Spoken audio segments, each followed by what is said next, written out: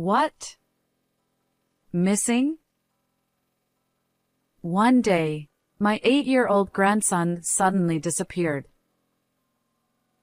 My daughter-in-law came to me for help, saying she couldn't reach my son. I searched frantically. Why are you locked in here? To my shock, I found my grandson trembling in fear inside the trunk of my son's car. When I reached out to rescue him, he slapped my hand away. No, don't let me out. He shouted in a trembling voice, and what he revealed next left me shaking. When I was in my mid-50s, my husband, who was 8 years older, passed away. Since our children had already become independent, I lived alone for the next 10 years. My husband had run a law firm, so I received a substantial inheritance and lived comfortably. Meanwhile, I was doing well in my own career as a writer. My son, Jason, dropped out of college and wandered aimlessly for a while without holding a steady job. There were times when I had to pay off his debts. In hindsight, I probably should have cut him off at that point, but many of the people he borrowed money from were his friends, and I couldn't bear to see their lives fall apart because of him. So, I reluctantly gave Jason the money. Eventually, Jason managed to find work, and it was there that he met Amy, whom he later married. They bought a new house in the next town, just one stop away from mine by train. I've caused you so much trouble in the past, but from now on, I want to give you peace of mind. After that, he started living more seriously. His wife, Amy, was a lively and wonderful woman, and even after they got married, she continued to work to help support the household. Soon after, the two of them were blessed with a child and seemed to be living a happy life. However, around the time their child started elementary school, Jason began slipping back into his old, lazy habits. Sigh. It's never-ending stress. Jason suddenly quit the job he'd been at for years, and though he found new work, he couldn't stick with anything, constantly changing jobs. Whenever I called and asked, "How's work?" he would often respond, I'm at a new job now. It happened so often that I eventually caught on. Living that way, his income was unstable, and I started to worry that they might not be able to maintain a proper lifestyle. Doesn't he realize he has a child? What is he thinking? Concerned, I decided to check in on them. I called Amy to arrange a visit, and then went to see their home. It's been a while. At the door, Amy and my grandson, John, greeted me, but once I entered the house, I was taken aback. The place is quite a mess. It had been 3 months since my last visit. Their house, which was always tidy before, was now much more cluttered than the last time I saw it. Well, they're both working and raising a child, so I guess it's only natural. Each household has its own rhythm when it comes to cleaning, so I decided to ignore the mess. But I couldn't ignore the fact that Amy, who was always so bright and cheerful, kept sighing. Amy, I don't mean to meddle, but is there something troubling you? Don't hesitate to talk to me about it. My grandson was playing in the distance, so I lowered my voice to make sure he wouldn't overhear our adult conversation. After hesitating for a moment, Amy finally opened up.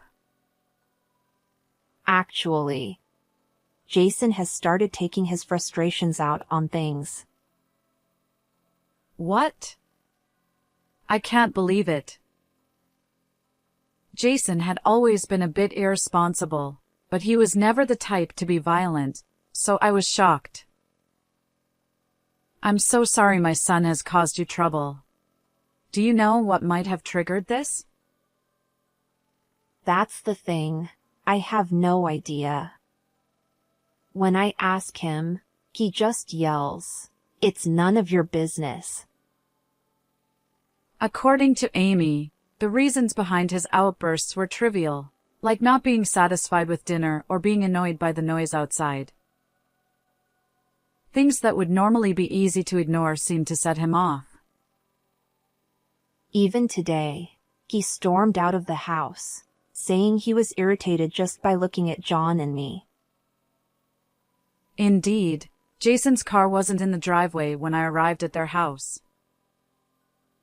But, please, don't worry about us, Mom. We're a married couple, and we'll figure it out, Jason and I.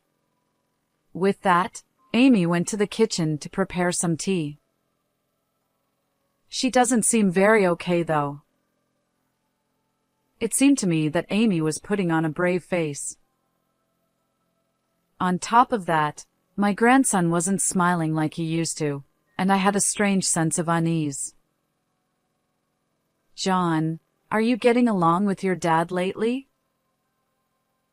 While Amy was preparing tea and snacks, I approached my grandson and subtly asked about Jason's behavior. Well, Dad's hardly ever home anymore, and sometimes he doesn't come back for days. He used to play with me, but now, not at all. He spoke with his head down the whole time, not even making eye contact with me. Just then, my son came back from outside. What are you doing here, Mom? Showing up out of nowhere.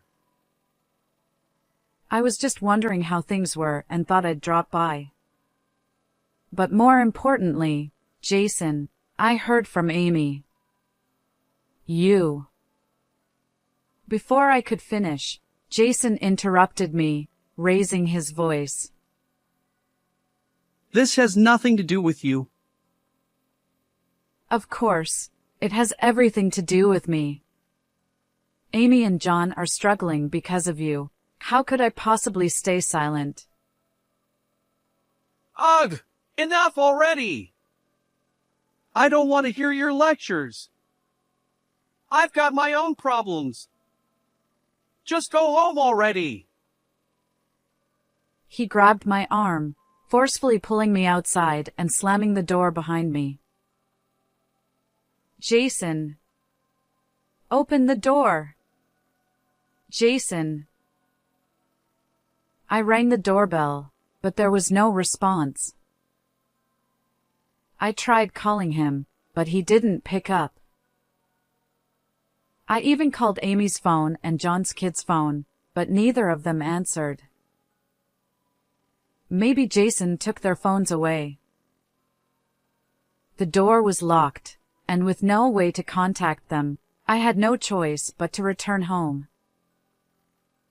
But the next day, as if nothing had happened, Jason showed up at my house with John. You threw me out yesterday. How could you? Come on, calm down. John's right here watching, isn't he? Thinking he had a point, I swallowed my frustration and led them into the living room. Then, all of a sudden, Jason lowered his head and said, I've got something important to ask. Could you lend me some money? About $2,000. It's for John's lessons. Right, John? You want to take violin lessons, don't you? Yeah. It was obvious that Jason had forced him to say that. John looked weak, as if he was scared of something. I pointed out that John seemed different from usual, but Jason brushed it off, saying it was nothing. Jason denies it, but something's off with John. Feeling uneasy, I hesitated to give the money.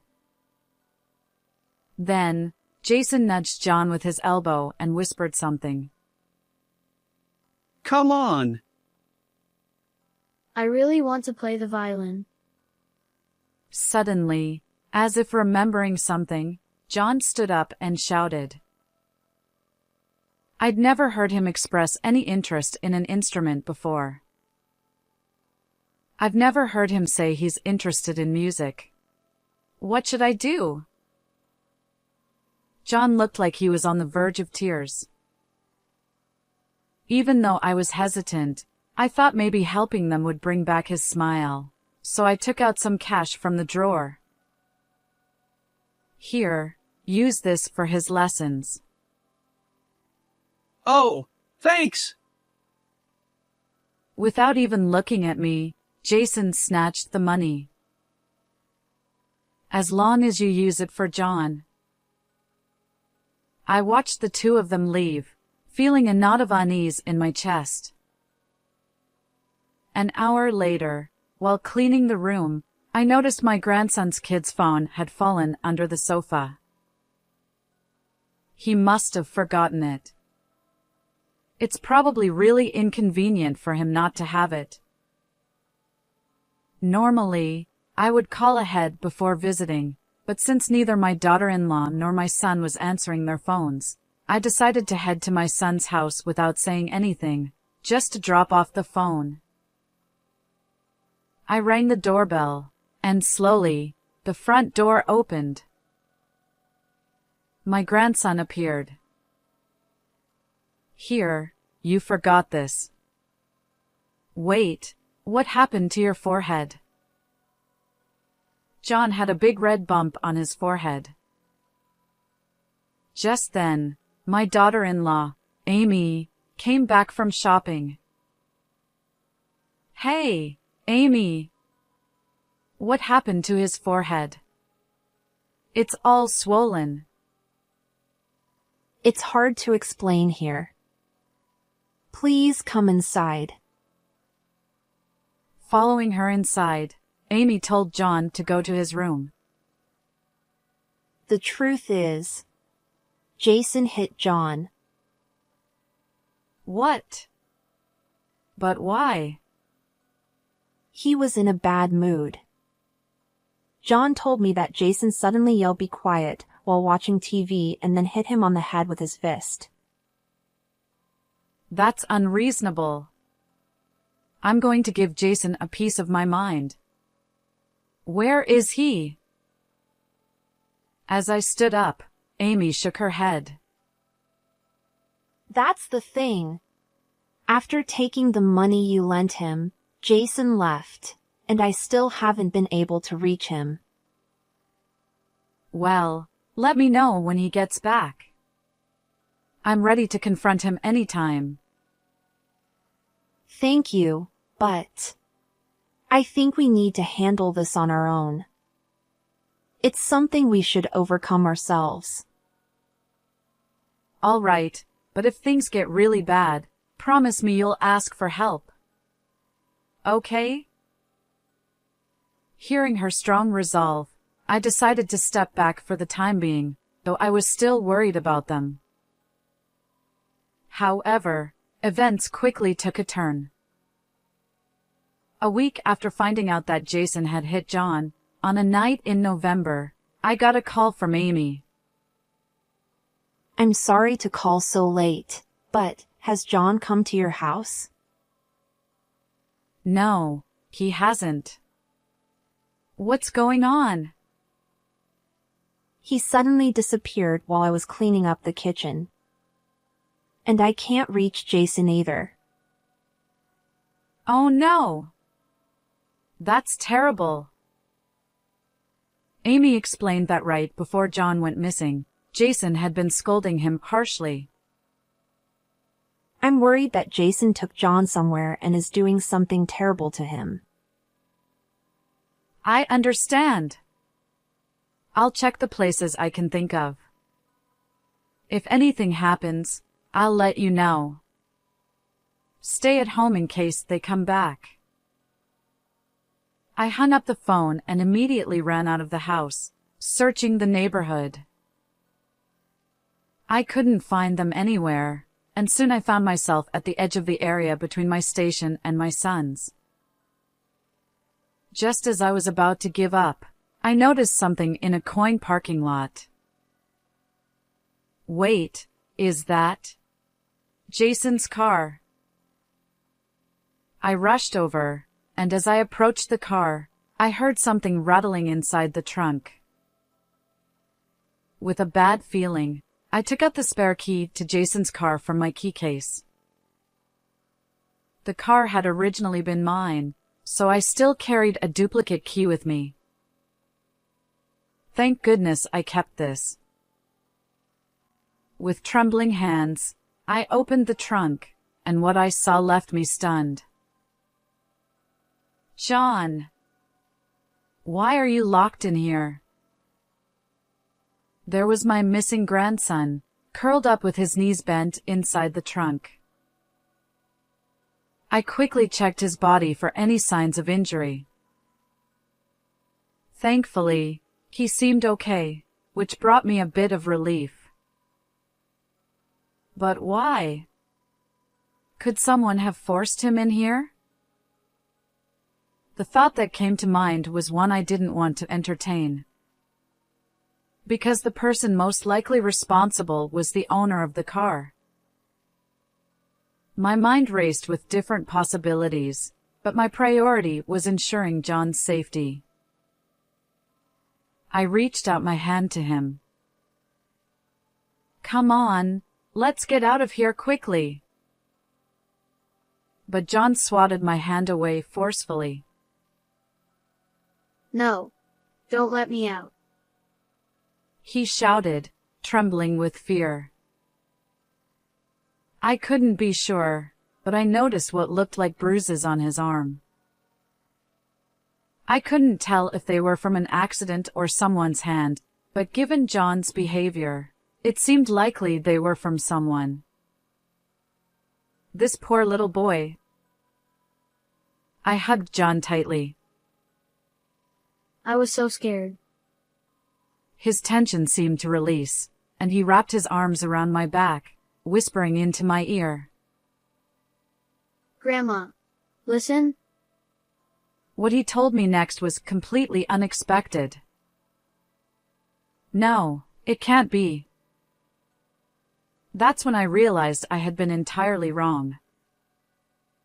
The truth about a certain person's true nature was revealed, and I understood that everything up until now had been built on lies. I wish I could have taken John's place and spared him all this suffering. Thinking of what he must have endured filled me with an overwhelming sense of sorrow. I won't forgive this. Never. Fury boiled inside me, and my whole body burned with anger. But I couldn't stay at the parking lot for long. We didn't know when someone might come looking for us. John, get in the front seat. We're getting out of here.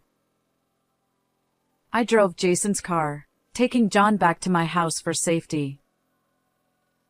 But when we arrived, I uncovered even more shocking truths. They think they can get away with this, but their time is up. I swore to get revenge on the person who had caused my grandson so much pain. It was 11 p.m. I called my daughter-in-law to tell her I'd found John. About 15 minutes later, Amy rushed over by taxi from her house. Thank you so much. John's safe, right? Oh, thank goodness. As soon as she arrived, she anxiously looked around inside my house. Please, let me see him right away. Now, calm down a little. I want to take John home and let him sleep peacefully. I don't have time to waste. Amy began frantically searching every room at a frantic pace. I'm sorry, but he's not here. Huh? But you said on the phone you found him. She blinked in confusion, clearly not understanding what I was saying. It's true I found him, but by now, he's probably back home, relaxing with Jason. Then why did you call me here in the first place? Because, Amy, I'm here to take revenge on you, for the pain you've caused my son and grandson. The moment I said that, her face froze in shock. I heard everything from both of them. You've been abusing John and blaming it all on Jason. How could you do such a thing? The truth was that the reason John had been locked in the car was that Jason was trying to protect him from Amy's cruel hands. Jason had told John, No matter who comes, don't leave this car unless it's me.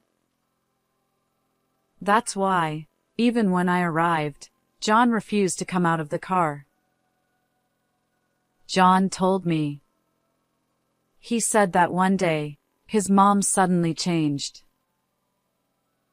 When I first heard this from John, I finally realized that Amy had been deceiving me all along, secretly hurting both Jason and John, emotionally and physically.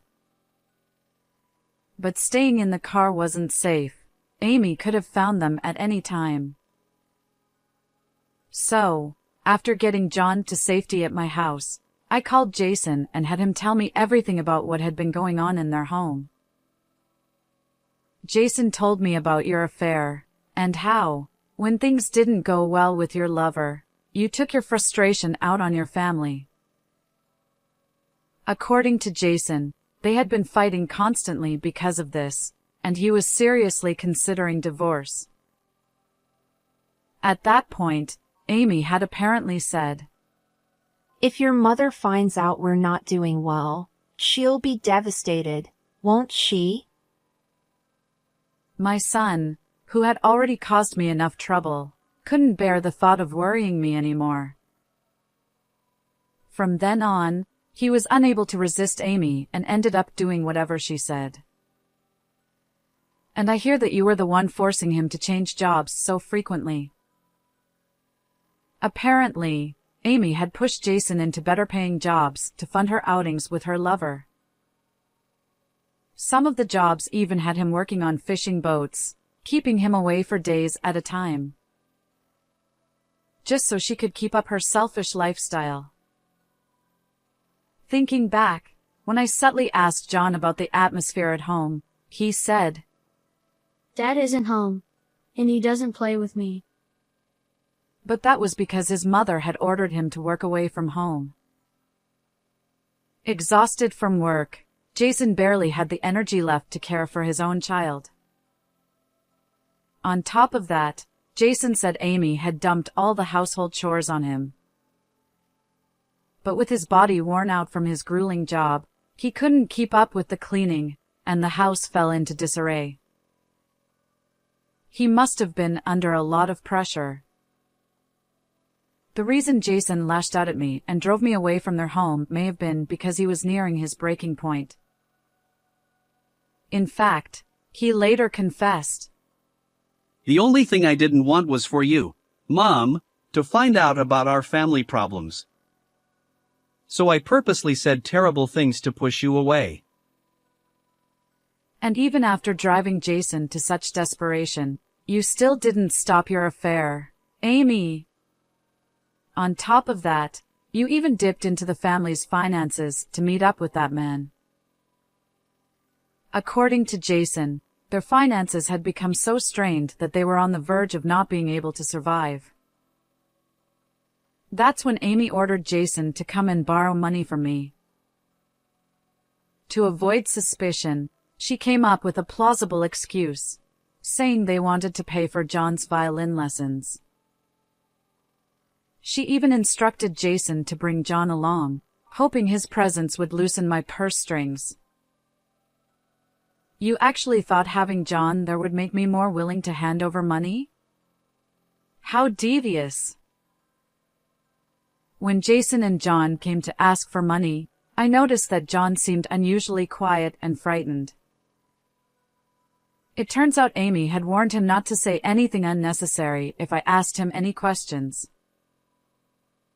And if I didn't lend them the money, Amy had even threatened him by saying, "If we don't get the money, you'll go without dinner for a week." That's why John had been trembling the entire time. Jason, desperate to keep their family issues hidden, had brushed off my concerns as nothing more than my imagination.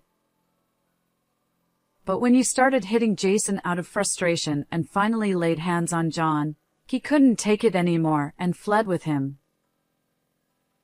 While Amy's back was turned for a moment, Jason grabbed John, put him in the car, and drove away from the house. On the way, John became terribly thirsty. Unable to find parking near a convenience store, Jason parked in a coin lot. But when they got there, John, terrified, Mom might find us. He was too scared to leave the car. Jason then decided to go into the store alone to grab something for dinner. To make sure Amy wouldn't spot John if she came by, he hid John in the trunk for a short while. Since the weather was cool and it was only for a brief moment, Jason judged that it would be okay. You played the perfect daughter-in-law in front of me, but behind my back, you were doing all this. When Amy rushed over to pick up John, she seemed frantic. But it wasn't because she wanted to see her child. It was because she wanted to get him out of here before he could expose her true nature to me. "Ah, so I've been found out." Do you even understand what you've done? Show some remorse. "You expect me to apologize?" "Ha! No way!" Amy, now brazen, crossed her legs and sank deep into the sofa, adopting a defiant attitude. "Honestly, you should be grateful. Your son's a worthless man, and yet I was kind enough to marry him." What? How could you say such a thing? Sure, Jason wasn't perfect in the past, but he's been trying his best. He was working at his job diligently. Don't make a big deal about it. He worked at some small company that anyone could get into. It's pathetic. The jobs I found for him paid way better. Seeing her sneer made my anger surge even more. Anyway, with a loser like him, I don't think I'll get any karma for having an affair.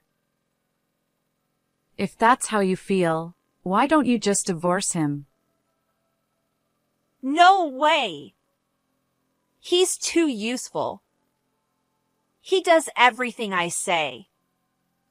Besides, you wouldn't want your only son to end up divorced and living a miserable life, would you? She looked up at me with a sly grin. Jason has a bright future ahead. Ha! You're so delusional. Jason's a useless man with no potential. His life's going to be nothing but a string of failures. She threw her head back and laughed loudly, staring up at the ceiling. But little did she know, her laughter was about to turn into screams as she faced her downfall. Did you not know? Jason passed the bar exam to become a lawyer. Huh? I had learned that while Jason and John were staying at my house. Jason himself had told me. He really did look up to his father, who is also a lawyer. Jason had always wanted to follow in my husband's footsteps, but kept that dream hidden, thinking he didn't have the talent. However, he secretly studied because he thought becoming a lawyer would give me peace of mind. My husband's old clients have been saying for years that they would hire Jason as their legal counsel once he got his license. Wait, does that mean he'll be getting tons of work soon? Well, it's possible. When I said that, Amy threw her fist in the air. Yes! I'm finally going to join the ranks of the rich. She opened her phone, humming while browsing through brand name items on a shopping site. But her glee wouldn't last much longer. Amy, I think you're misunderstanding something. Jason plans to divorce you. What? No way! That's not true! Her face went pale as she stared at me. Ignoring her, I checked my WhatsApp messages from Jason. It seems he's found exactly what he was looking for. When I couldn't help but smile, Amy immediately noticed. What's so funny? Well, Jason just told me he found evidence of your affair. Now we can demand a hefty settlement from you. While Amy was on her way here, Jason and John had returned to their house. I had advised Jason to gather anything incriminating about her relationship with another man that would help in a potential court case. According to his message, in the process, he stumbled upon something unexpected. It seems you've racked up quite a bit of debt. I wonder if you were using that money to dress up for your lover. Jason had found multiple loan statements from finance companies in the trash and had taken photos of them to send to me. From what we could tell, she owed around $20,000. Jason also mentioned that you quit your job and have been lazing around all day. There are full-time housewives, too.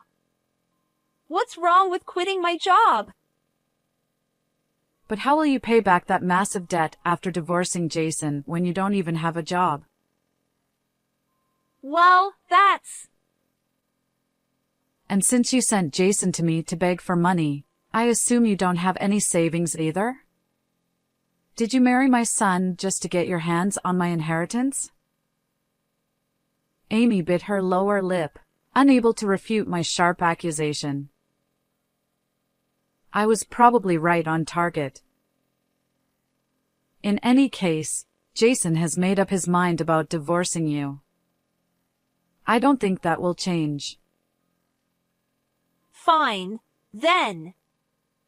I'll take custody of John and get a huge amount of child support. I was astonished that she could still say such things at this point. You won't be getting custody. What? After a divorce, the mother's rights are stronger. Don't you even know that? Amy sneered triumphantly, but her confidence was short-lived. A mother who hits her child has no rights. That's a lie. John made that up.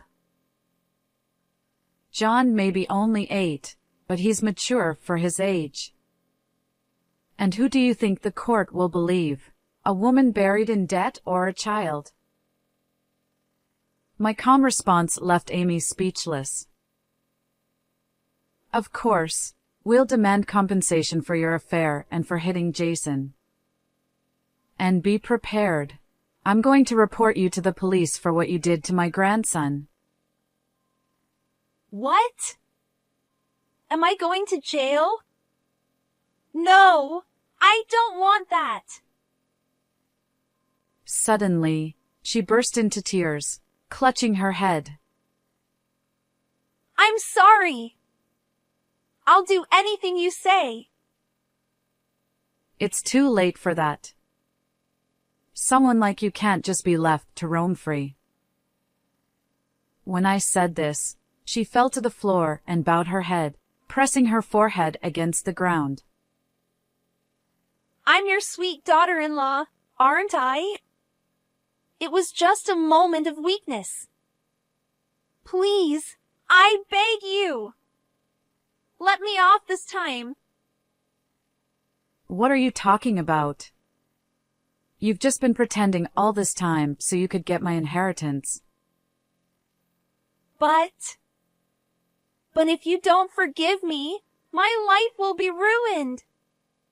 Please, think of it as helping someone in need and let me go.